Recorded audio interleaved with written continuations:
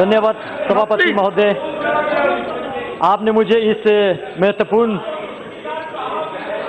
Bill pay चर्चा करने का जो मौका दिया, मैं इसके लिए आपका आभार हूं। सभापति महोदय, आज भारत के इतिहास में वो दिन है, सभापति महोदय, आज भारत के इतिहास में वह दिन है जो गलतियां पंडित जवाहरलाल नेहरू जी के लीडरशिप में कांग्रेसों ने किया, उस गलती का एक रेक्टिफिकेशन होने जा रहा है और हम सब इसका स्वागत करते हैं। बहुत सारे लोगों ने, अध्यक्ष महोदय,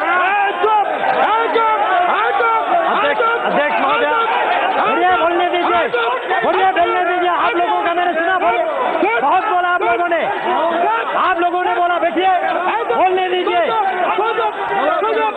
सुनने की क्षमता रखिए, सुनने की क्षमता रखिए।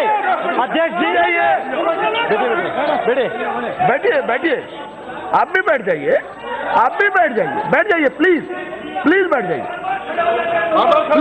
आप भी बैठ जाइए, बोलने दीजिए। अध्यक्ष जी, हाँ बोलिए। पूरे चर्चा को मैं अच्छी तरह से सुन रहा था और बहुत लोगों ने, मुझे खुशी हुआ, बहुत लोगों ने लद्दाख, लेह, करगिल का जिक्र किया, लेकिन मैं जानना चाहता हूं क्या वाकई वो लद्दाख जानते हैं ये लोग? आज तक बीते 71 साल, 7 डेकेड्स लद्दाख को बिल्कुल अपनाया नहीं, बिल्कुल फेंक के रखा वहां पे और वक्तव्य दिया इसी सदन में। वो जमीन है का टुकड़ा है जहां पे एक तिनका का घास नहीं उगते हैं। ऐसे वक्तव्य देने वाले क्या लद्दाख को समझते हैं? क्या लद्दाख के विशेष संस्कृति को जानते हैं? क्या लद्दाख के भाषा को जानते हैं? क्या लद्दाख के रहन सहन, खान पान, वहां के ज्योग्राफिकल कंडीशन, क्लाइमेटिक कंडीशन, जो दुर्गम क्षेत्र है, क्या वो जानते हैं या खाली किताबें पढ़ के बोल रहे हैं? अध्यक्ष महोदय, लद्दाख ने पिछले 71 ईयर यूटी के लिए संघर्ष किया। हम भारत देश के अटूट अंग बनना चाहते थे। 1948 मई 4 तारीख को पहला ज्ञापन लद्दाख बुद्धिस्ट एसोसिएशन के तब के प्रेसिडेंट ने पंडित जवाहरलाल नेहरू जी को दिया था, तब के प्रधानमंत्री जी को। कहा कि लद्दाख को या तो आप सेंट्रली एडमिनिस्ट्रेटिव ऐसा कुछ बनाइए, या नेफा टाइप बनाइए, या ईस्ट पंजाब के साथ रखिए, लेकिन किसी भी कंडीशन में हमें कश्मीर के साथ मत रखिए, यह हमने कहा था। लेकिन जिनका सरकार था उन्होंने हमारे सुनवाई नहीं किया, जानने की कोशिश तक नहीं किया, और कश्मीर के नीचे आज तक हमारा डेवलपमेंट, हमारा पॉलिटिकल एस्पिरेशन, हमारा पहचान, हमारा भाषा लुप्त अगर हुआ है तो ये आर्टिकल 370 और कांग्रेस पार्टी जिम्मेवार है। अध्यक्ष जी, मैं डॉक्टर श्यामा प्रसाद मुखर्जी जैसे वीरों का, कुशोक बाकुला रिम्पोची जैसे महान व्यक्तियों का, थुप्तान सेवांग जैसे जिन्होंने लद्दाख को यह दिशा दिया कि हमें भारत के साथ रहना है, भारत के जयकार करना है, अपने देश के लिए मत मिटने के लिए तैयार रहना है। और आज तक बहुत सारे यहां पे हिस्ट्री का रेफरेंस दे रहा था, मैं याद दिलाना चाहूंगा, चाहे 1965 के वार हो, 1971 का हो, या 1999 का हो, या 1948 के कबीले हमला का हो, इतिहास चेक करके देखिए, लद्दाख ने हमेशा बलिदान दिया, हमेशा देश के लिए मर मिटने के लिए तैयार रहा। लेकिन दुर्भाग्य की बात है, आज यहां पे मेरे साथी कश्मीर के ऑनरेबल मेंबर पूछ रहे थे, धारा 370 हटने से क्या खोएंगे? मैं एक चीज जरूर कहना चाहूंगा, एक चीज जरूर खोएंगे वहां, 2 परिवार का रोजी रोटी खोएंगे और कुछ नहीं खोएंगे। सिर्फ 2 परिवार का रोजी रोटी खोएंगे और कश्मीर के भविष्य उज्जवल होने वाला है। सभापति महोदय कारगिल के जिक्र कर रहा था यहां पे और सदन को मिसलीड करने की कोशिश कर रहा था। मैं कारगिल से चुन के आता हूं, मैं गर्व से कहता हूं कारगिल वालों ने यूटी के लिए वोट दिया है। मैं याद दिलाना चाहता हूं सदन को 2014 के पार्लियामेंट्री इलेक्शन में यूटी हमारे लद्दाख के टॉप मैनिफेस्टो पे था और लद्दाख वालों ने मेजॉरिटी ने यूटी के लिए वोट दिया। 2019 के इलेक्शन में फिर हमने यूटी को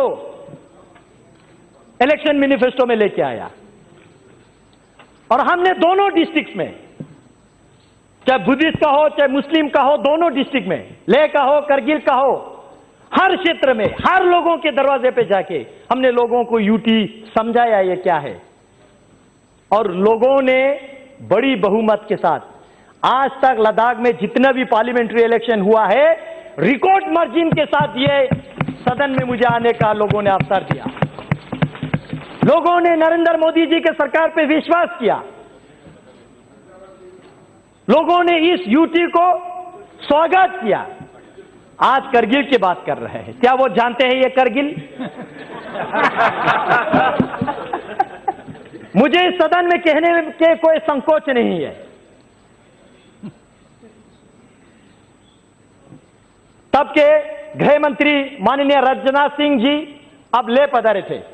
all party parliamentary delegation Jammu गए थे, कश्मीर गए थे और आप ले आए थे तब के होम सेक्रेटरी के साथ।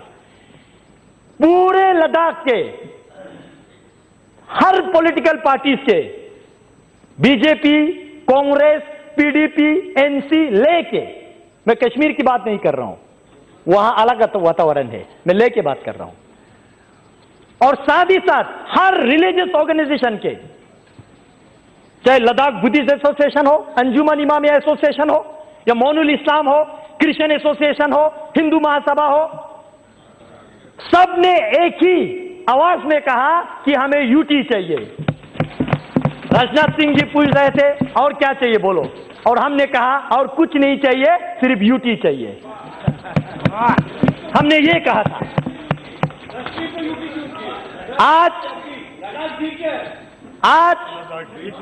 अध्यक्ष जी सुनने की क्षमता रखिए, सुनने की क्षमता रखिए, अभी तो टीलर है, सुनने की क्षमता रखिए।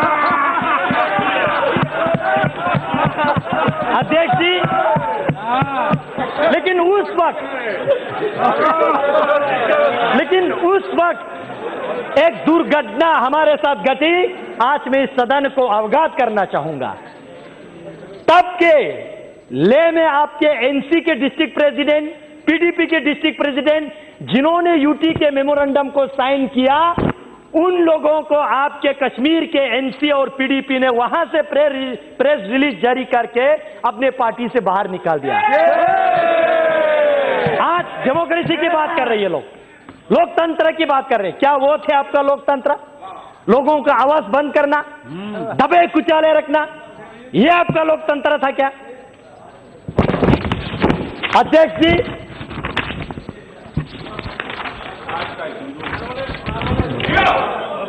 जी, मैं कल 11 बजे राज्यसभा के चर्चा शुरू होने से अभी तक मैं सुन रहा था, बहुत लोगों ने इक्वलिटी की बात किया। धारा 370 जाएगा तो जम्मू कश्मीर में इक्वलिटी नहीं रहेगा, ये होगा वो होगा। मैं सदन से पूछना चाहता हूं, आपके माध्यम से इस सदन में मैं उनको पूछना चाहता हूं जो ऐसा वक्तव्य देते हैं। आपने जब भारत सरकार से फंड लेते समय जम्मू कश्मीर लद्दाख तीनों क्षेत्र आप फंड लेके जाते हो, जब लद्दाख में विकास करने के लिए आते हो तो पूरे लद्दाख के फंड आप कश्मीर में खा जाते हो। क्या ये आपका इक्वालिटी है? क्या ये है आपका इक्वालिटी? जम्मू कश्मीर में 2 कैपिटल है, एक समर कैपिटल और एक विंटर कैपिटल। मैं पर्टिकुलरली मेंशन करके मैं आपको कह रहा हूं, दोनों वहां पे सिविल सेक्रेटरीट है। आप डेटा खोल के देखिए, उस सिविल सेक्रेटरीट में लद्दाख के कितना मुलाजिम है। क्या यह है आपका इक्वालिटी? अगर आप 1000 एम्प्लॉयज क्रिएट करते हो, जॉब क्रिएट करते हो, जम्मू वाले तो खैर लाट झगड़ के कुछ ले लेते हैं, लेकिन लद्दाख वालों को 10 नौकरियां भी आप नहीं देते। क्या यह है आपका इक्वालिटी? हसनैन मसूदी जी यूनिवर्सिटीज की बात कर रहे थे। मैं उनके साथ कांग्रेस वालों को याद दिलाना चाहता हूं। मैं कांग्रेस वालों को याद दिलाना चाहता हूं, आपने 2011 में कश्मीर में आपने एक सेंट्रल यूनिवर्सिटी दिया, जम्मू में एक सेंट्रल यूनिवर्सिटी दिया। जम्मू वालों ने लाट झगड़ के दिया नहीं, लाट झगड़ के लिया। लेकिन उस वक्त मैं स्टूडेंट यूनियन का लीडर था। हमने जम्मू में जितने पढ़ाई करने वाले स्टूडेंट को रोड पे लाके इनके खिलाफ काले पट्टी बांध के हमने सेंट्रल यूनिवर्सिटी का मांग किया। लद्दाख में एक भी हायर एजुकेशन के इंस्टीट्यूशन इन्होंने नहीं दिया। क्या यह है आपका इक्वालिटी? यह है आपका इक्वालिटी? हाल ही में यूनिवर्सिटी दिया तो नरेंद्र मोदी जी ने दिया।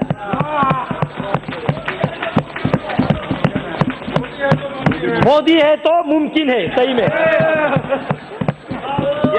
कल राज्यसभा में कांग्रेस के नेता गला फट के कह रहे थे कि भाई लद्दाख के साथ क्या होगा, लद्दाख के साथ क्या होगा। मैं जानना चाहता हूं अध्यक्ष महोदय, आपके माध्यम से मैं जानना चाहता हूं, जब आप 2008 में जम्मू कश्मीर के चीफ मिनिस्टर थे, आपने वहां पे 8 नया डिस्ट्रिक्ट बनाया, जिला 4 आपने कश्मीर को दिया, तो जम्मू वालों ने लड़ाई किया तो 4 देना पड़ा। लद्दाख को आपने एक डिस्ट्रिक्ट भी नहीं दिया। क्या यह है आपका इक्वालिटी? यह आपका इक्वालिटी है? आज आप कहते हैं इक्वालिटी। हमारे भाषा लद्दाखी बोटी भाषा कहते हैं। कश्मीरी आपने लिपि ना होने से भी आपने रिकॉग्नाइज किया, एड शेड्यूल में डाल दिया। जम्मू के डोगरी उन्होंने आंदोलन किया तो उनको भी दे दिया। लद्दाख के भाषा को आज तक आपने रिकॉग्नाइज किया। क्या यह है आपका इक्वालिटी? अध्यक्ष जी, सेक्युलरिज्म और डेमोग्राफी की बात किया जा रहा है यहां पे। मैं जानना चाहता हूं, जिस कश्मीरी पंडितों को आपने इस धारा 370 के मिसयूज करते हुए लात मार के रातों रात निकाल दिया, क्या यह है आपका सेक्युलरिज्म? यह है आपका सेक्युलरिज्म? इसी धारा 370 को आपने मिसयूज करते हुए काल वक्तव्य दे रहा है गर्व से। लद्दाख में पहले बौद्ध संख्या ज्यादा था, आज मुस्लिम संख्या ज्यादा है। मैं अफसोस के साथ कहना चाहता हूं, यह आपने धारा 370 को मिसयूज करके जम्मू कश्मीर में आपने बुद्धिस्ट को खत्म करने की कोशिश किया। यह है आपका डेमोग्राफिक मेंटेन, यह है आपके सेक्युलरिज्म। अध्यक्ष महोदय, यही जिन परिवारों ने, मैं नहीं कहता हूं कि वहां पे शासन किया, मैं कहता हूं राज किया, यही परिवारों ने 1979 में लद्दाख को बंटवारा किया, बुद्धिस्ट मेजोरिटी के साथ लेह डिस्ट्रिक्ट, मुस्लिम मेजोरिटी के साथ करगिल डिस्ट्रिक्ट, और हम दोनों भाइयों को लड़वाया आज तक। यह है आपका सेक्युलरिज्म? फूट डालो, राज करो। क्या यह है आपका सेक्युलरिज्म? आज करगिल की जिक्र कर रहे थे, कह रहे थे कि करगिल बंद है। किसने कहा आपको करगिल बंद है? जानने की कोशिश कीजिए। मैं हूं लद्दाख से, मैं चुन के आ रहा हूं, आप नहीं आ रहा लद्दाख से। आप बैठिए, आप आराम से बैठिए, आप बैठिए। भाई साहब, आज तक आप लोगों ने बोला, आज हमारा बोलने का मौका है। बैठिए, बैठिए, आप मोदी शासन है, बैठिए। ये सिर्फ एक रोड और छोटा सा मार्केट को करगिल समझ बैठे हैं। भाई साहब, अगर आपको कारगिल देखना है तो जांस्कार जाइए, वाखा मुलबेक शारगोल जाइए, आर्यन वैली जाइए, दर्शिक गरखोन देखिए। 70% कारगिल के एरियाज जो है, वहां के लोग जो है आज इस डिसीजन को वेलकम करते हैं, इस बिल के समर्थन करते हैं।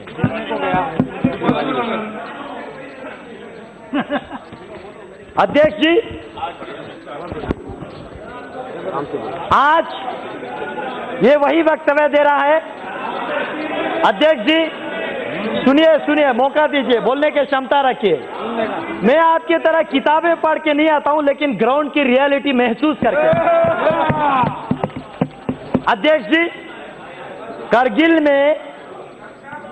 कारगिल में जो अभी कह रहा है, ये इन्होंने फोन करके करवा रहा है। उनको भी नहीं पता है वो लोग क्या कर रहे हैं। उनको अपने भविष्य के लिए सोचना चाहिए, इनके जबान पे नहीं जाना चाहिए। ये अपने मुफ्त के लिए, अपने हित के लिए किसी को भी नचाएंगे। अध्यक्ष जी, अध्यक्ष महोदय, बैठिए बैठिए, सुनने की क्षमता रखिए। अध्यक्ष जी, आज से 66 वर्ष पहले जनसंघ के संस्थापक डॉक्टर श्यामा प्रसाद मुखर्जी ने 1953 में जो उन्होंने संघर्ष लिया, एक देश में 2 विधान, 2 निशान और 2 प्रधान, नहीं चलेगा, नहीं चलेगा। और इसी के संकल्प में मैं गर्व के साथ कहता हूं, इनको नहीं पता लद्दाख वालों ने अभी क्या किया आज तक। 2011 में आज ये कह रहे कि हमारा झंडा जा रहा है, झंडा जा रहा है। भाई साहब, आपका झंडा तो लद्दाख वालों ने 2011 में नकारा है। लद्दाख ऑटोनमस हिल डेवलपमेंट काउंसिल ने रेजोल्यूशन पास किया 2011 में। जम्मू कश्मीर के जो झंडा लद्दाख ऑटोनमस हिल डेवलपमेंट काउंसिल की चेयरमैन, एग्जीक्यूटिव काउंसलर, जो कैबिनेट और डिप्टी मिनिस्टर के रैंक के होते, उनको उनके गाड़ी को लगता था, हमने उस झंडा को नकारा। हमने नेशनल एम्ब्लेम वाला वहां पे लगाया, क्योंकि हम भारत देश का अटूट अंग बनना चाहते हैं। यह है लद्दाख, क्योंकि हम मानते हैं आन देश की शान, देश की हम संतान है। 3 रंगों से रंग तिरंगा अपनी ये पहचान।